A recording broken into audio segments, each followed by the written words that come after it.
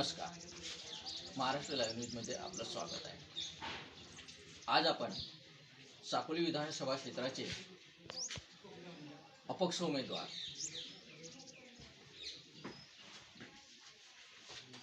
अशोक भाऊ पटले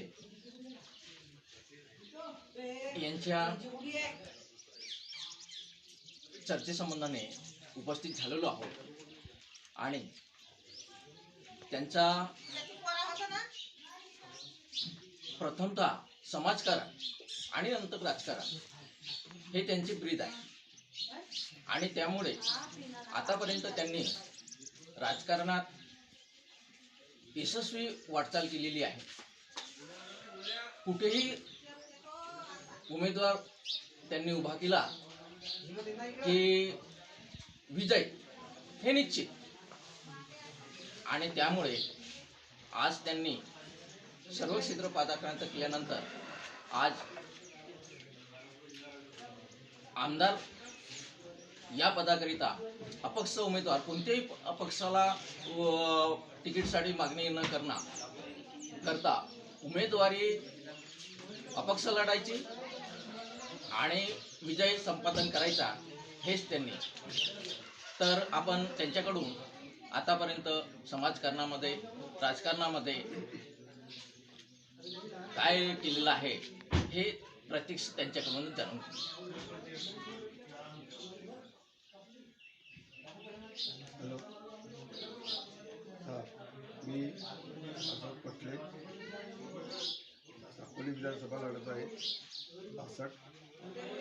माझा एक उद्देश आहे शेतकरी आणि युवा आणि महिला यांच्यासाठी मी धडपड करत आहे. शेतकरी माझा मी भूमिपुत्र आहे, पण शेतकरी माझा कसा आहे पूर्ण वंचित आहे. हे शासनाला विरोधी पक्षांना त्यांच्याकडे लक्ष काही केलं नाही आहे. त्याच्यामुळं मला शेतकरी जाण आहे, त्याच्यामुळे मी इथे पाऊल टाकलेलं आहे.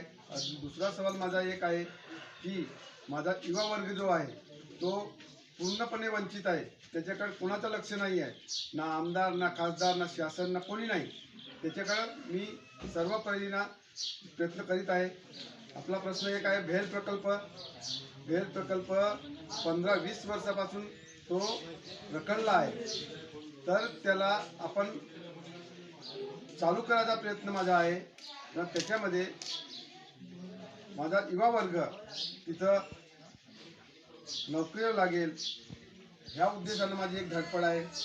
दुसरा एक काय माझा मत आता महिला वर्ग आहे, महिलावर बहुत अत्याचार होत आहे, तर त्यांच्यासाठी मी प्रयत्न करीन. दुसरा एक प्रश्न आहे शेतकऱ्यासाठी सिंचनाचा प्रश्न आहे. सर्वात मोठा प्रश्न शेतकऱ्यासाठी सिंचनाचा आहे. त्याच्यासाठी मी अहोरात्र प्रयत्न करून राहिलो. मागे देवेंद्र फडणवीस साहेब मुख्यमंत्री असताना मी 59 गावाचे सरपंच जमा करून स्वखर्चाने मुख्यमंत्री साहेबाची भेट घेतलो होतो, देवेंद्र फडणवीस साहेबाची. त्याच्यामध्ये मला यश आले. त्या यशामध्ये साकोली म्हणजे आपल्या भंडारा जिल्ह्यातले भंडारा तालुक्यातले 16 गावं आणि लाखनी तालुक्यातले 8 गावं याच्यामध्ये त्या धारगाव टप्पा 2 मध्ये समाविष्ट झाले आणि तिथं लिफ्ट इरिगेशनची त्यांना मंजुरी दिला होता. ते लिफ्ट इरिगेशनची मंजुरी मी कॅन्सल करून कॅनलद्वारे पाणी पाहिजे बा, आपल्याला पैशाचं पाणी नको. उद्या लिफ्ट इरिगेशनची बिल थकीत झाला तर शेतकऱ्यावर तो बोजा बसला नाही पाहिजे ना. उद्या मग लाईन कटते तर तो शेतकऱ्याला भूदंड भोगावा लागते. त्याच्यासाठी मी अजून मुख्यमंत्री साहेबांना भेटलो आणि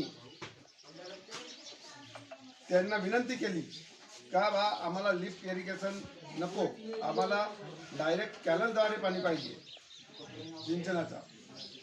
त्यासाठी प्रयत्न केला, तो यशस्वी होऊन सारी आता लिफ्ट इरिगेशन कॅन्सल करून झाला आणि आता नहराद्वारे पाणी आपल्याला भेटणार आहे. तर त्याच्यात 8 गावं कोणती आहेत ते मला कल्पना नाही, पण 8 माझ्या लाखनी तालुक्यातले 8 गावं आहेत. तो चंद्रपूर मार्गे येऊन राहिला असा चिखला बोडे होऊ शकते, दैतमांगली होऊ शकते, सोनेखाली होऊ शकते, गडेगाव होऊ शकते, इकडे गोंसावली होऊ शकते, खेडेपार होऊ शकते, इकडे परसोडी होऊ शकते. मग तिकडं नाही गेला तर परसोडी इकडे येते, परसोडी, केसरवाडा, सालेभाटा, मासलमेटा हा या मार्गाने जाऊ शकते. अजून माझी धडपड 59 गावासाठी आहे.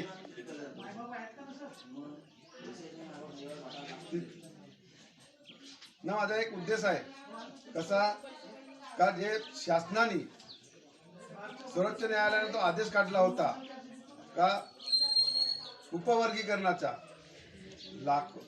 ओबीसी, एसटी, एससी ह्या जातीचा उपवर्गीकरण करूशरी त्याला मी विनंती केली आणि पत्रव्यवहार केला मुख्यमंत्र्यांना. आणि आपण मोर्चे काढला साकोली, लाखनी तालुका, लाखांदूर तालुका, त्याच्यात माझा सहभाग आहे 100%. न ते पत्र व्यवहार मुख्यमंत्र्याला पाठवला तहसीलदारामार्फत. बनवा व्हिडिओ, पाठवा व्हिडिओ. आम्ही तुमच्या न्याय व हक्कासाठी लढा देऊ. ताज्या बातम्या व घडामोडींसाठी पाहत राहा फक्त महाराष्ट्र लाईव्ह न्यूज.